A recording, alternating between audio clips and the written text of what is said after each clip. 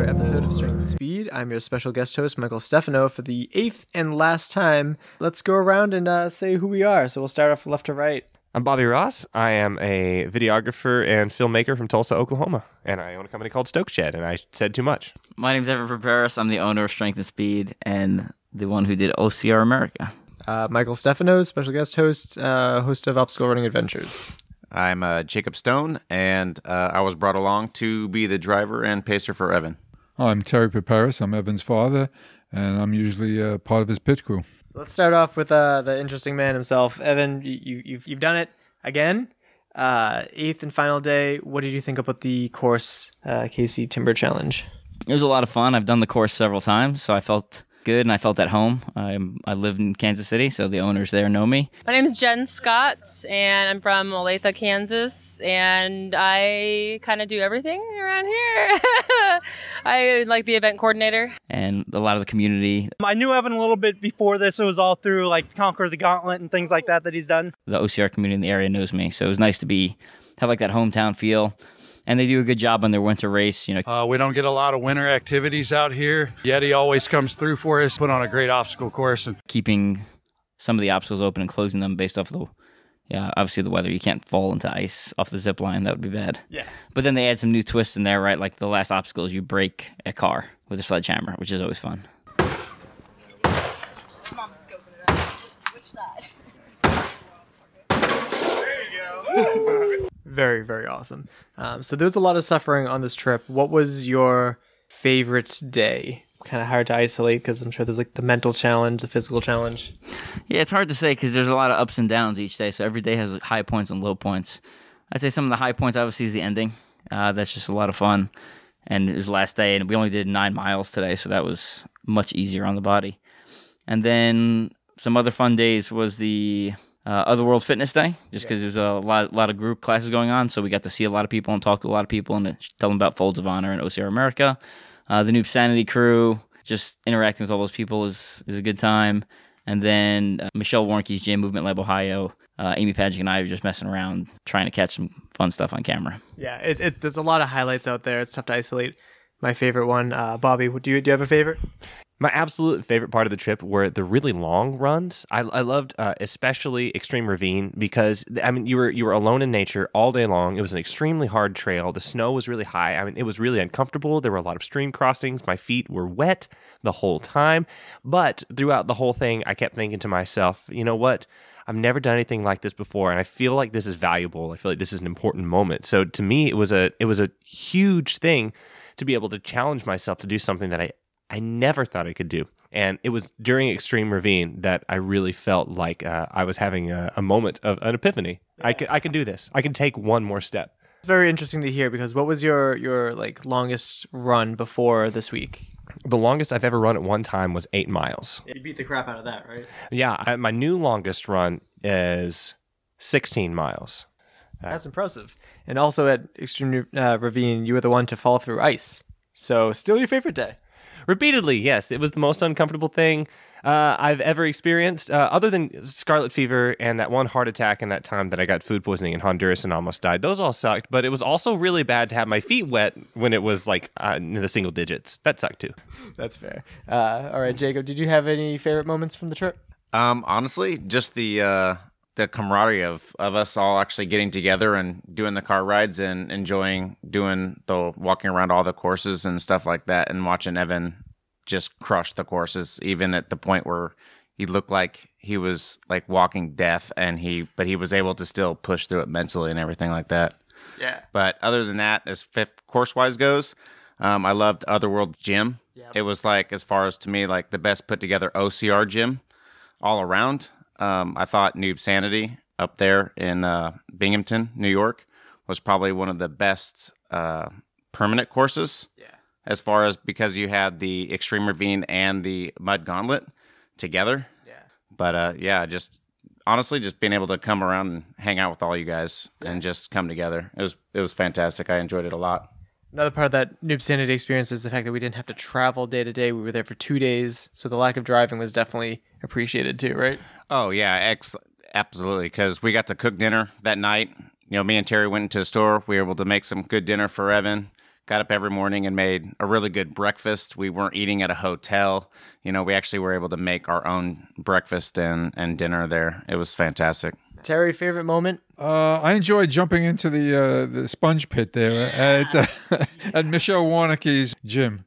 It's the closest I got to doing an obstacle all week. I specifically remember we were at I think it was Other World Fitness, where there was like all these like group exercises going on. You were feeling guilty for not doing anything in that physical way. Yeah, all these elderly ladies who probably outweighed me were doing exercise, and I was sitting there just watching them because I had nothing else to do. But you're important as well. I mean, it's very important to have a pit crew to know like what kind of fluids he'll need, what kind of foods he'll need, where his clothes are, because that's the biggest challenge, is to figure out all his clothes. He's got so many clothes in 3 different bags. Inevitably, I can never find what he needs. And he's very patient with me when it comes to that. That's fair. And another comment you made earlier was that you were a part of OCR America, the first one, but you said that this was like the best road trip you've done like with guys since your 20s or something? I felt I was back in my 20s. It's nice you young guys let me tag along, and I wasn't a pain in the ass to you. You know? You put up with our sense of humor, so that's all we really needed, right? Yes, I really enjoyed it. And Jacob, you put in some serious miles. I was a little worried initially when you're like, oh yeah, I average about 7-mile runs, and we're like, he's gonna burn out. Were you worried about that at all? No, not really. I mean, I'm used to being up and being able to still drive half the night and stuff like that, so I wasn't really worried about the drive afterwards. There was only one night. It was funny because it was actually the shortest drive. It was the only night that I actually even remotely started getting tired in there, and it was only about the last like 30 minutes. And then the next night we drove 8 hours, and I had 0 issues up until, driving in at 3 o'clock in the morning after being up all day. So yeah, it was fun. It was fun. Good. Yeah. I was purposely not putting in mile early on just to make sure, like, if something happens, worst case scenario, like, we do have more pacers, but you held strong. Do you have any intention of like maybe thinking more about endurance now that you know that you have a kind of like a knack for it? Yeah, I mean, I'm doing all the Conquer Gauntlets continuums this year. I am including a beast, but I definitely would like to add in a longer, like a 6 to 12 hour race at some point in time to try to see what I can do now that I've been pacing Evan for a long period of time. So I'd like to see what I could do. Yeah, absolutely. It's definitely a different type of suffering. There's no redlining, but it's more of a mental battle, which I appreciate. Now, Evan, how did you put this pretty amazing team together? I'd like to say it was all well thought out and planned, and there was a certain amount of planning, but it was a little bit luck and a little bit availability, and but it really was the perfect team. It really worked like a fine-tuned machine. When we'd finish the day, people just get to work, and we would repeat day in, day out. I mean, we weren't sleeping much. We made everything happen, and I think it's easy. You look at a lot of other ultra endurance events that people kind of do for charity or publicity or for kind of the spectacle's sake, and it's like, oh well, of course they would finish, of course this would happen, of course that would happen. But there's so many variables that are just completely unaccounted for. And some days I woke up and I was like, I don't know if I can run today. Like my ankle hurts, I'm limping to the bathroom, and I would throw on my compression socks and my compression pants and throw some rock tape on it. And I don't know if that was a placebo effect or if it actually helped, but I at least felt good for about half the day before it really started hurting. So I would love to add on to this because this impressed me so much was that's the first time I've heard that. Yeah. Like we've been out for 8 days, and every morning you just kind of get up and there's no option to quit. You don't even put that on the table. So when you get up and you just like walk out the door, we don't know what you're thinking. All we know is no matter what today, he's going to be giving everything he has. We're going to do it too. And that's incredible and something I haven't ever seen before. Thanks. I'm sure that like all throughout you probably had like silent worries that you never expressed to anyone. Care to share any of them? I mean, the big one going in beforehand was the weather. Another big one was I essentially finished World's Toughest Mudder, did 90 miles, and that destroys my body. And then I didn't really do much training. I kind of tapered and recovered and did like one build up and then tapered into this. Bobby's like, how long did you train for this? And I was like, well, I mean, technically 3 weeks is how long I trained for it. But the real answer is a decade. Yeah. Because I'm relying off successive builds over the last decade that built to my current fitness, which allows me to do something like do this so close to the end of a major race season. What was the question again? Did you have any like silent questions, like worries, concerns? Yeah, my ankle was really bothering me. I was concerned about that. Yeah, especially the last 3 days when my ankle really started hurting, and I'd be just kind of limping around. I was like, I don't know how this is gonna go. And based off of when it started hurting and when it flared up, in this specific instance, like I think if we tried to go for a 9th day and do another marathon, like I think we'd start falling off pace, right? We were falling off pace already as it was, and we pushed through Saturday night, right? We slept 3 hours last night, and we did 29 miles on Saturday, which is the most number we'd done since day 2. Did you guys have any silent concerns going into this whole event? Honestly, it was just the weather for driving. For me, being night, most of my driving is going to be at night, and then how much bad weather, because most of these drives were anywhere between 4 and 5.5 hours on average anyways. And if you were to get into a snowstorm or some type of traffic jam or something like that, it can extend it, excessively, or cause, you could have major wrecks or something like that, or you can't travel at all. Highways being shut down by the state. So that was my only, major concern was the weather. Yeah. I knew Evan can do it. And then one other one is you're running on uneven terrain, you're tired, you're more apt to make a mistake when you're climbing over obstacles.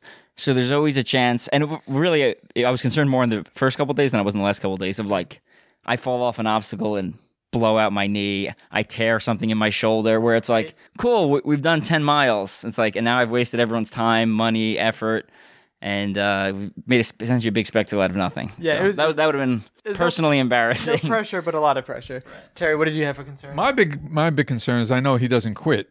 So he's never done this in really cold weather. And when we woke up in Binghamton, it was in the single digits. Yep. And I said, I hope he comes in with all his fingers and toes attached. Yeah. That was my real concern, that he would push. I know he'll push himself to be painful and then pushing back at his mind. But, the body can only take so much punishment. Earlier we were talking about times where you're pretty sure that the direction to take, but Evan usually proves you wrong. Do you care to talk about that a little bit? Oh, I always think his ideas are bad, yet he makes them work. I mean, again, this is a fantastic team. I can't believe how he found 3 guys who are not related to him, who is not obligated to go with him, to go on this journey, Bobby, I know that you and I had a common concern. I want to see if you remember what it was. I can't remember. I wasn't sure if I was going to like you guys. Oh. It's a long time spent with people that you don't know if you're going to like them, right? That's true. Like when we started, we had been briefed that what was going to happen was that we were going to have a van. So in my head, I was thinking like a 14-passenger van. And then, as we were kind of flying up, we talked about more like a minivan as sort of a rental. When we finally did land in New York and we're in Long Island and we go to the rental car place, what we find out is that it's actually a small SUV. And a large SUV. It was a large SUV. Well, it didn't feel like as the person in the back, I'm sure. It felt so small. There's nowhere to go. And so what you're essentially doing is you're running all day. You're extremely uncomfortable. And then the very next thing that you do is you hop in a car for 5 to 7 hours with a bunch of guys that some of us have never met. And you have to just hope that you don't, hate them. If we had, it would have, I know that I would have had a miserable time and I wouldn't have done good work. I wouldn't have cared about the story nearly so much. I was surprised to find out that I love everybody here and we had an amazing time and a lot of brotherhood. For me, pushing myself, even though I did about a quarter of Evan's mileage and less than a quarter of the obstacles, I was still at the edge of what I could do and I was still able to go on because I didn't want to let any of you guys down. Because I knew you were all working really hard and we were all looking out for one another the whole time. And that was an amazing experience that I wish everyone could have. Because if you think about it, I mean, regardless if we hated each other or if we liked each other, it was still going to be 8 days, right? But it would have felt a lot longer. So I'm very pleasantly pleased that like we've all gone along as well as we have. Yeah. Still not even really sick of you guys yet, which is nice. Kind of almost sad that this is ending. I mean, I'm happy to be going back home, but yeah. Yeah, I had that concern how well the group would get together. I said, what 3 numbskulls is he getting to go on this trip with us? Yeah. They don't know, they're not obligated, not, real close friends. I said, well, I guess we'll see. We'll pray for the best. And it was even better than the best. Yeah, same as Bobby. You never know who you're gonna meet or how everybody's personality is gonna intertwine with each other. Yeah. But surprisingly, a lot of our sense of humor, and although a little dark at some points, it actually meshed pretty well. Yeah. And we could joke with everybody, and none of us, offended Terry at all. So it was curious how it would work, but it surprisingly worked really, really well. It meshed. So any more things we want to bring up before we kind of delve into KC Timber Challenge? Because I feel like we didn't really talk too much about them. But I would just like to say that, when you're doing something as intense as this is almost unfathomable to me, or it was before I did it. Right. Thinking about somebody doing a challenge like this, when you see it, it's like something on television and you almost feel like it's not real. We were there. Every moment of it was real. Evan was struggling through every mile, giving it 100%. And I think that it's very easy to get into your head when you're living your normal day-to-day life. And I think that something like this difficult, a challenge, obstacle course racing of any kind. I mean, it could be your first obstacle course race and you're like, I don't know that I could ever do this. You should try it. You should find a group of people who are committed to pushing themselves and being their best and not settling for less than completion, and it will change your life. Yeah. If anybody hasn't tried OCR, if anybody hasn't pushed themselves to that next distance, or haven't done an 8-day road trip with a bunch of strangers that is going to suck all of your energy and possibly injure you terribly, you should try it. It's these sorts of things that make life so much fun and so worth living. Oh, he said it. Yeah, that's he could have said it. Too good of an answer there. So let's go into KC Timber Challenge. I really liked the obstacles there. What were some of your favorites? You did 3 laps, right? That's correct. 3 laps. The low rig's obviously one of my favorites. It's just long, challenging. It's got a mix of atomic climbing holds and then other kind of random holds throughout there. And their rings essentially go the way we ran the course today. It goes downhill and around a corner. Yeah. So that's kind of awkward if you're used to the standard. Every ring is the same height, same distance apart. I'm just going side to side. So that's kind of fun. And then, obviously the car, like we mentioned, and it's just a fun, beautiful race. The snow, I mean, there are very few winter OCRs. It was a blast. It was it was a fun little race. I've never done anything in the snow before, so it was definitely a change. So this one's not competitive, but it's worth coming out to just to have a good time. I love it. I do this one every year, so it's a fun course. And we had a great time running those 3 laps. Yeah, I've run 2 laps so far, and about to go out with Evan for his 3rd and final lap. Minus when my legs weren't killing me. Besides that. It's going great. He's keeping a pretty steady, or, an easy pace this time, so it's not too bad, but he's hitting all the obstacles and just tearing it up. I also really liked the buses. There were 3 or 4 total buses. It was really cool the way that they utilized that and just steep inclines. And I was just thinking it just feels like a lot because just the perception of the bus. But then I closed my eyes and I'm like, oh yeah, no, this is just a really high incline. I always love the Vertigo bus just because it's so unique. I haven't seen anyone else do that. Yeah, they have 3 buses that essentially crashed into the woods and they use them. You go through them as an obstacle. So it's pretty intense. If there's my book, Motoring Guide's Ultimate OCR Bucket List, has a picture of one of them in there. Yeah, I noticed that sounded pretty familiar. What else? What did you think about the KC Timber Challenge? Yourself being the fact that you're from the East Coast out in Boston, coming to some of your, Midwest OCR. Yeah. What did you think about it with the snow and stuff? So that's a good question. I was a little worried when you were saying that, obviously with states out here, it's more spread out. So to have a local race, it doesn't have the same draw, whereas a local race in Massachusetts can easily 4 hours pull from 6, 7 different states, whereas here you don't really have that. But I thought they put on an excellent event. I really like the obstacles. Interviewing Jen at the end, she was saying how she's always looking for new obstacles to put up, and I like that desire to push. It's not the biggest race, it's not the biggest turnout, but everyone that I talked to seemed to have a good time, and everyone that I saw left with a smile on her face. She was saying how there was very few injuries, which is always great, and she gets a lot of feedback about people that enjoy the course. So I'm very, very happy with how well that went. I would definitely say it's up to a New England local race standard. The buses were really cool. We have buses with Blizzard Blast and stuff, but they're not down a hill, a crazy, crazy hill like that. We have some unique obstacles, but I felt it was a really good experience, and I'm thrilled that you guys have something like that here, and how there's multiple events in the same location. There's a Halloweenish event that they put on. They have one where they run the course forward, one they run the course backwards, because that's a brilliant idea to keep it interesting, but to change it up cheap. So I'm very, very glad that you guys have that out here, and I hope more people plan to check that out. I would like to say I would like to try it next year. Yeah. I don't know how many of the obstacles I'll do, but I would love to walk through the woods and the snow. I ski a bit, so I'm used to the cold weather. And if you're dressed well and you're prepared, it's very invigorating. You get a really you really enjoy. The air is clean and crisp, and so I'm going to try to do this next year if Evans is going to do it. You know this is recording you, right? Like this is like. Yeah, well, you know, that's why I'll probably regret this when I wake up tomorrow. But I'm going on record that I'm going to be the KC Challenge next year. I'll be 73 years old. Let's see if you can beat me. Yeah.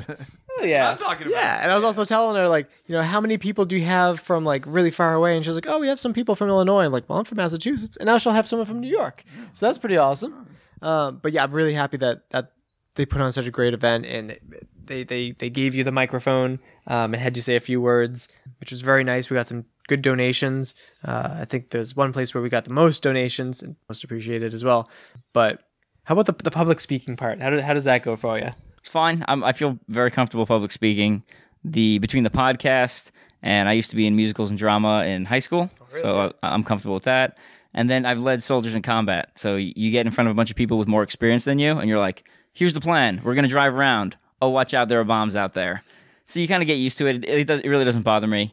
If I typically, I mean, just like anything, I prefer to know in advance if I'm going to do public speaking, so I can organize my thoughts and sound more coherent and clear. But, you know, if you put me on the spot, I'll be fine too. I guess the military life does kind of put things in perspective. Like, what the craziest thing you can do in civilian life probably isn't going to put you in the same danger as you are for military life, right? Yeah, probably not. Not without some poor life choices.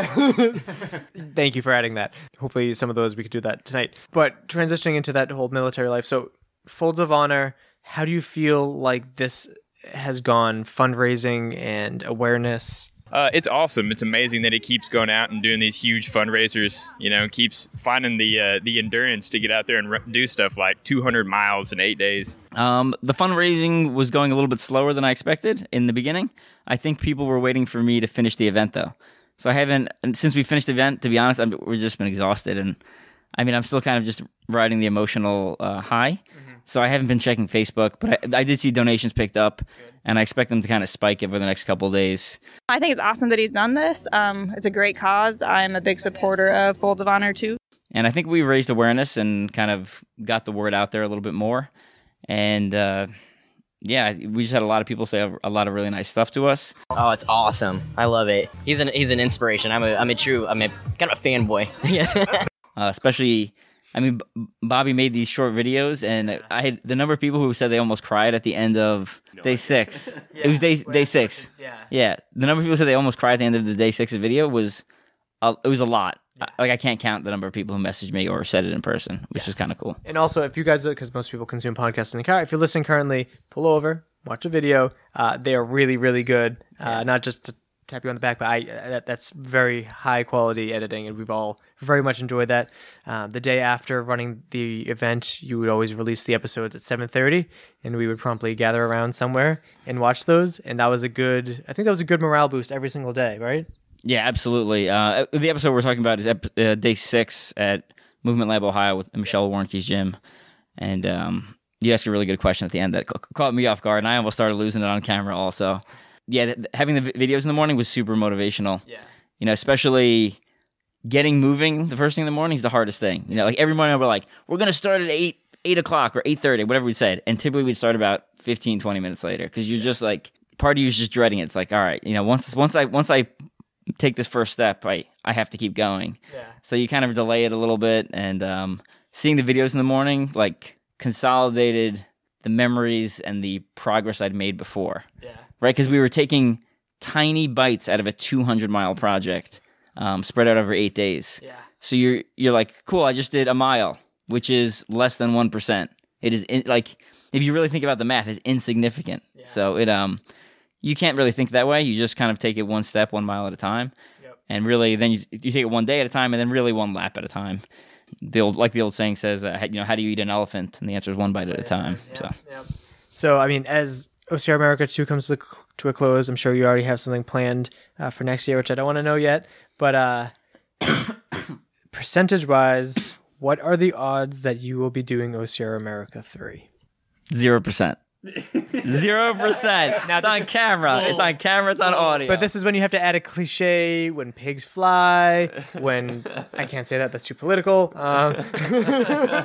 So I like my ultra endurance events to be one. It has to be OCR related. So I can't just go hiking across the country. There's no obstacles there besides like avoiding getting hit by a car. So I like it ultra OCR related. I like them unique, and I like them personally pushing my limits.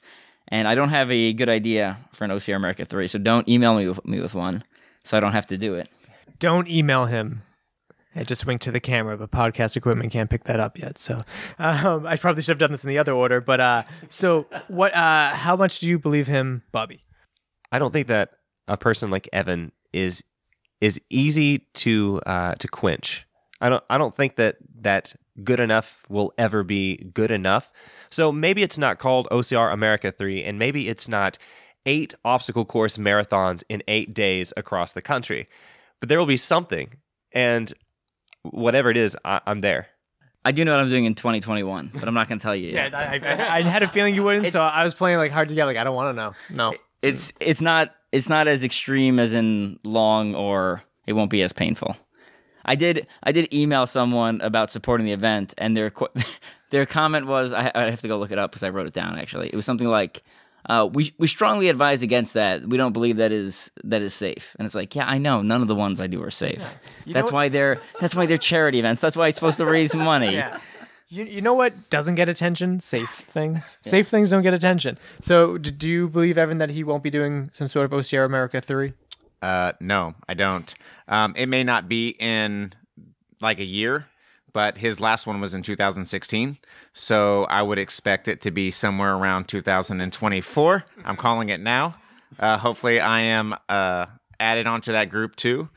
I don't know where it will be at, but I'm sure it will be fun when he decides to do it again. If we do another one, which we're not, but if we did, I would bring the exact same crew, 100%. Like I would adjust the schedule to make sure I had the exact same crew. That's how good the crew worked for this. Yeah. All right, Terry. So arguably, you know your son better than most. Do you believe him when he says he won't be doing this kind of challenge again? I think he probably won't, but there's a chance he will. I mean, what made this nice is that we didn't do the same thing we did 4 years ago. Yeah. You know, we actually drove less, did more OCR work than driving, and we also saw different venues. Yes. So Noob Sanity is the only one we actually repeated. All the others we hadn't done in OCR America 1. So probably not, but I think there's a chance. There's always, I'd say maybe a 10% chance he'll do something like this. He'll do something just as crazy. Maybe not this exact thing, but he's Evan. He's going to do something. He says no. I think yes. You know, at the very least, one more big endurance one like this. It might be further down the line, but I think there will be another one. Yeah. Yeah, I do. I don't think he can stop. He doesn't know how to stop. Well, you know, it did take him, about 4 years to come around to OCR America 2, so I think there will be a 3. It may take, 6 years next time, but I think he'll get around to it. He'll do it. Hands down, he'll do it. Definitely. He can tell you no all day, but if you get him excited, if you light that fire, he's a lot like myself, and there's a couple of us in this group that really motivate each other to how far can you go? What's the next big thing you can do? Evan might say no now. I bet you next year we're talking him into doing it one more time. I will say, if you go read my autobiography, the number of times I use the phrase, I'll never do this again, it's a lot. And I'm always wrong, but I'm right this time. I feel good. I feel strong. I feel confident. The process 100. Never again. I mean, I'm just saying, I'm not the best at math, but OCR America, we got 6 states. There's another 44 states out there. Just saying, there's potential. We could talk to Dean Karnassus, we could, so many things we can do. But all jokes aside, like, I think we're really amazed with the kind of crap that you pulled. That's a way to word it, right? So let's just go through and say nice things about Evan, or they don't have to be nice. I don't care. What do we think about the fact that he's completed this unscathed? It seems. We're very fortunate. A lot of things could go wrong, beyond our control. And we had a little bit of bad weather, but nothing terrible. And I always thought he could do it. I wasn't sure I could do it. I mean, I never knew riding in a car could be so tiring after having only 3 hours sleep. Yeah, man, it adds up. I'm just amazed that he made it through as, with relatively not broken. Didn't hurt himself anything major. I mean, he's got some sore muscles and stuff like that, but I mean, ultimately he made it through unscathed. I mean, he didn't rip his hands on. I mean, he did over probably 1,300 obstacles on top of the 200 miles of running, and his hands are relatively, unscathed. I mean, it's pretty impressive that he did it. His body is relatively unscathed. Like I said, it's just his ankle hurts, but I mean, it's still impressive. Out of 8 days and 200 miles, he's pretty in good shape for what it is. Yeah. So, yeah. I would say that I think a lot of people are very good at making excuses about why they don't do things that are difficult. I think that it would be nice is kind of a toxic statement. I think that often we have very good ways of talking ourselves out of doing things that we think are just for other people. Like, oh, well, you're lucky you're a good runner, or you're lucky that you like to ride in a car, or you're lucky you're skinny, or, well, it's just because you were in the Army and you trained. But all of those are excuses. None of those are actually valid, because I don't know, I didn't really ask you, but I'm fairly certain, Evan, that there were a lot of times where you did not want to be running. Like, where? Maybe on the treadmill. Oh, like several hours a day. Right now, I was only out there. I mean, depending on the day, somewhere between 6 and 12 hours. So, I mean, yeah, there's large portions where it's like, I'm regretting my decision in the moment, but understanding there's a bigger purpose and a bigger goal, and nothing worth having comes easy. So, you kind of, again, you push through it and push it to the back of your mind. And what he did is a challenge I don't think I could ever do in my lifetime. And then just the reasons for that he's doing that challenge, they're phenomenal reasons. I can't think of any other reason to beat the crap out of your body like that. The number of highs eventually outweighs the lows, especially when you add in the ending and that feeling of actually finishing. So, yeah. I think he's crazy.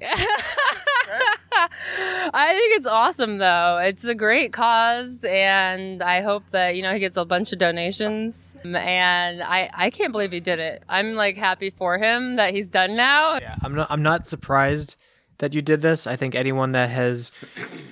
I've done World's Toughest Mudder twice, and I know that you learn things about yourself, and I certainly get into dark places. You say that you don't, which is admirable. I certainly do. But you just learn lots of things about yourself, and you learn that you can push through at all times. And I know that your military background definitely helped you, because I know that I was pretty sure that you had some certain philosophy, I wish I remember the quote directly, but about how something about quitting and how basically it's just not an option. And I think that's really what carried you through. And I'm not surprised, but I'm more just happy that you're not hurt, because anything crazy could have happened, especially in Extreme Ravine or playing on those ninja obstacles. Pretty glad that you avoided the warp wall, just... Yeah, the philosophy comes from military, right? There's no quitting in combat. You can't be like, oh, it's too hot today. Stop shooting at me. Let's take a breather. We'll go back home. And you're like, it's not really an option. The enemy has a vote, and especially when we were working quick reaction force, essentially you wait for the enemy to do something. You wait for someone to need help, so you stand by with the radio. And but they don't just leave you there, because that would be a waste of resources. So a lot of times you go out on a mission, but it's usually a shorter one. You come back, and then sometimes you get a call in the middle of the night, and sometimes you get another call in the middle of the night, and you're up for 24 hours, and it's just simply not an option. You can't bow out whenever you want. The movie examples of it, which are based on real events, is Black Hawk Down. Yep. So their vehicles, they've been battling for 24 hours, and their vehicles leave them, so they run out of the city because they have no other choice. Yeah. And then the famous one, I would say, from SEALs in the Bin Laden raid, right? One of the helicopters crashes, and they're in Pakistan, in a country they're not supposed to be into, right? Like you don't have an option. There's no, let's redo. So it's just a mentality that a lot of the guys I work with have. And when you're surrounded by people like that, it's like it becomes the norm. Like I get weirded out when other people don't have that mentality. It's like abnormal to me. Yeah. It's a lot of A-type personalities I work with, and people who don't understand or don't understand like something can't be done. Yeah. Because there's always a solution. And realistically, there was a lot of days this week where we had to wake up and be like, all right, well, what's the solution that I just haven't thought about yet? Yep. Like the treadmill that, I was coming back early to use the treadmill, or the Michelle Warnke day. It was supposed to be raining all day, and we were going to be, schlepping water in and out of her gym. And we didn't know if she'd want that, but luckily it wasn't raining bad enough. So we were allowed to still go outside and come back in and basically just change shoes to avoid dragging water throughout her gym. So any final thoughts about the event, and why were we stupid enough to join them? I have no choice. I'm a blood relative. That's about it. And to tell you the truth, it's very nice to share this with your son. A lot of guys my age are sitting on the couch, checking their pension statement and taking their prescription drugs, for high blood pressure and things like that. And I get to have fun as if I was a man 20 years younger. So I really appreciate it. Yeah. Honestly, when Evan messaged me, about a month ago and said, hey, you want to do this? I remember back in 2016, him doing it and seeing the videos. And I was like, hell yeah, that sounds like a whole lot of fun. I'll absolutely do it and help you out. And I can't explain it any more than that. There was no way I was not when he asked. It was just the logistics of trying to figure out how to get off work and make it all work with my schedule, since it was such a fast event. I mean, it was like December 20th. He was like, hey, in less than 4 weeks, you want to take a week off of work and join me on an 8-day crusade through America doing 8 marathons a day. And by the way, I need you to drive all night long to make me sure I get to the event too. Yeah. And it was like, yeah, let me figure that one out. Yeah, right. And so he gave me about 2 weeks to work it all out, and I was able to do it. And best decision ever. Yeah. I started, and I came along because I wanted to have an adventure. By day 3, it wasn't an adventure anymore. I was just tired and sore. But by day 4, I was doing it because I consider Evan a friend, and I want to be more like him. Yeah. I want to be, I don't know. Crazy stuff with awesome people. Yeah. I tagged along also because I wanted an adventure. The off season hits me hard. Those kind of like, it's the seasonal issues that come up when you're not racing and seeing awesome people. Also, I figured I'm never going to be fast or strong enough to be on a show as a guest. So I'm like, hey, I'll host it. So here I am, guys. Anything's possible. But just very grateful that like he thought of us, and you keep saying like, oh man, this is an awesome group. But you put together an awesome group, man. Like you should be really proud, and you probably could have done a fair amount of this alone, but I really hope that we did enough as a team to bolster and make sure that this was done right. And I hope donations continue to roll in, because like this fundraiser is not going to be done for another month, and I'm certainly not done with this yet. I'm done with the podcast, but I plan to do something on my own channel and to continue like pushing this fundraiser, but it's not over yet, Yeah, if you read my book, you might have heard me say this, or had me read it, whatever the phrase is. But, there's a phrase that people are always like, I couldn't have done this without you.